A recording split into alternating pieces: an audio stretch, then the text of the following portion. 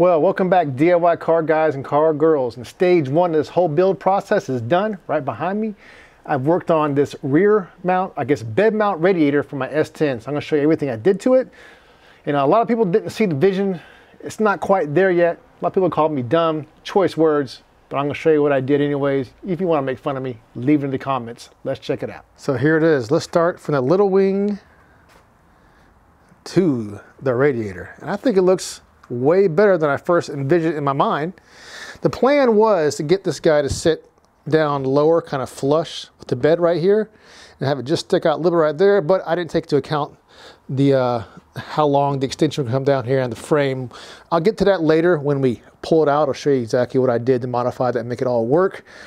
And right here, this is going to be the fill point, which is now an expansion tank. Because when you have a radiator that is no longer vertical, there's no way you're going to fill it like this, and there's no way to get the air out. So the expansion tank has to be the highest point in the entire system. And you can see right here, it's going to come out here. I don't have the lines run yet. I still have the old radiator that is going to come out. We'll talk about why I am pulling this one out, because I'm going YSI supercharger and the downfalls of having a radiator in there with a supercharger. There's a whole bunch of things I just didn't want to mess with. I'll explain that in a second, so bear with me. So yes, we still have to run the lines, all that good stuff. So let me go ahead and pull this guy out, and I'll show you the mounts that I had to do and all the challenges to putting this guy at this angle. It wasn't too bad. It was just a lot of fabrication.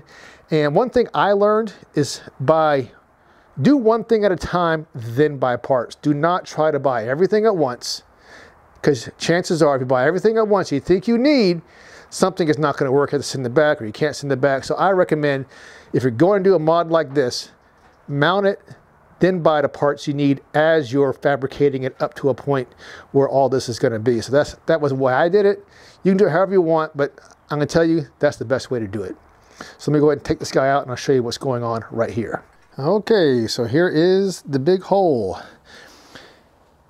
The first plan was to have it sit kind of more flush with the lining of this, but of course I didn't take into account the frame right here, which is why I had to mount it a little bit higher, which I guess is kind of good, because then it won't be pulling just from underneath. It'll be pulling from underneath and in the sides right here. And if you notice, the whole radiator was like this, so that way the air in the radiator goes up to this point. The whole thing is kind of like this. So that's gonna be the highest point radiator. Of course, it's gonna be based on a level surface when you fill it. So all the air bubbles should go out there into that when we bleed the system of all the air. And right here, you can see these guys right here. I had to cut that. This is a little flimsy right here, but it's not too bad. I was going to take the time and add some metal and reinforce it like I did right here, because I had to cut this support beam mount right here and then putting support in there, and it's pretty strong. I can step on that all day long and it's not going to move. So I whittled that back to right here in the original structure of the bed. This side, I wasn't too worried about it. There's a support beam right around here, so it's just right there. I don't plan on stepping on it too much, so you just I'll have to be careful when I'm stepping right here. And so this guy right here went across, and I used the part that I cut out. That's what these guys are, with a gusset, because it's pretty thin metal, but it's definitely good enough to hold that radiator in there nice and tight. They are definitely not going to move. Has some shock absorption to keep it from cracking anything with these shock mounts.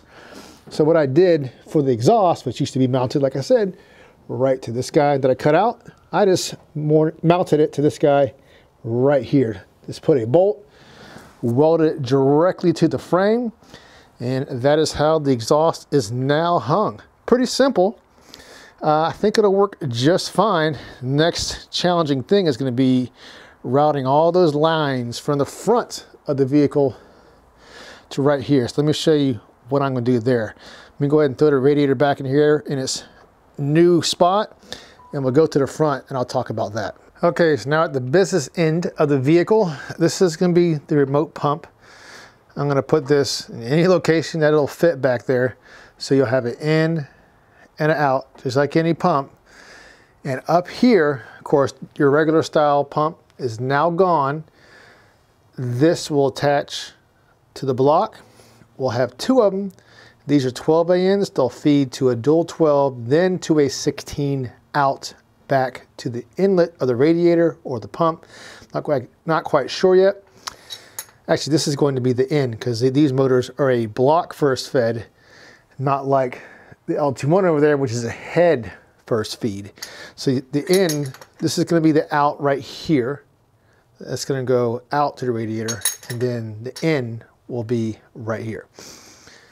So however that's going to work, I'm not quite sure yet. I still have to attach this whole bracket assembly and the alternator to the motor. So all this has to come out next. I'll attach that and the YSI, so that way I'll know exactly where all these lines need to be fed to.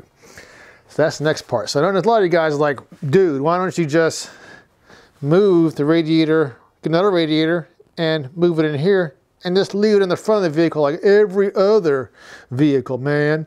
Okay, I'll tell you why. This YSI is going to come out to right here, right?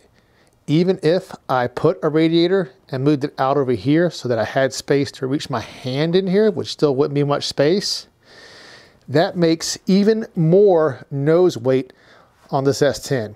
And S10s are extremely nose heavy. So why not take all this weight with all that water?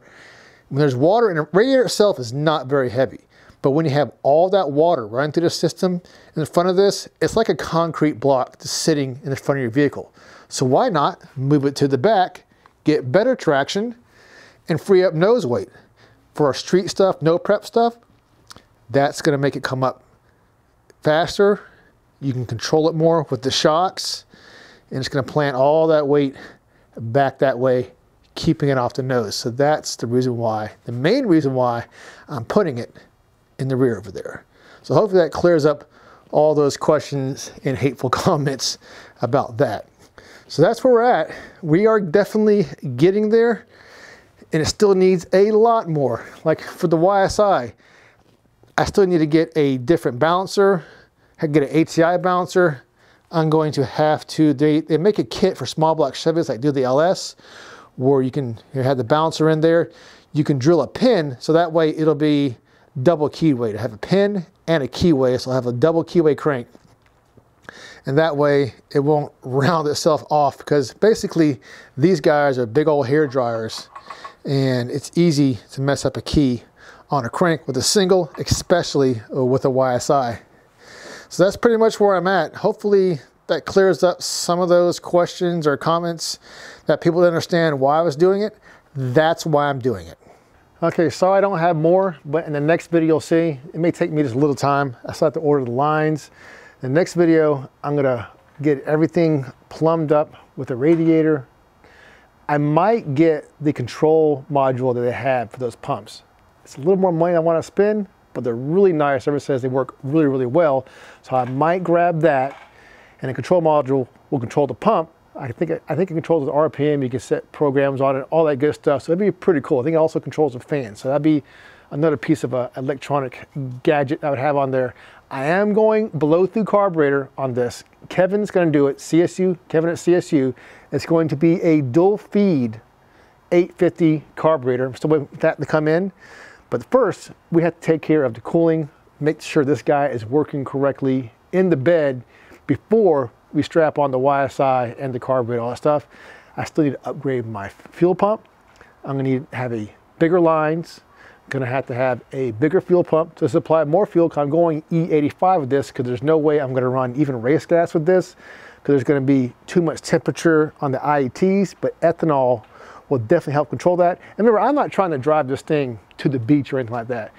Just drive it around the neighborhood, and at the track, it'll sit long enough that it shouldn't have IET problems, especially in the 8th mile. So stay tuned, all that's coming. Keep wrenching, and peace.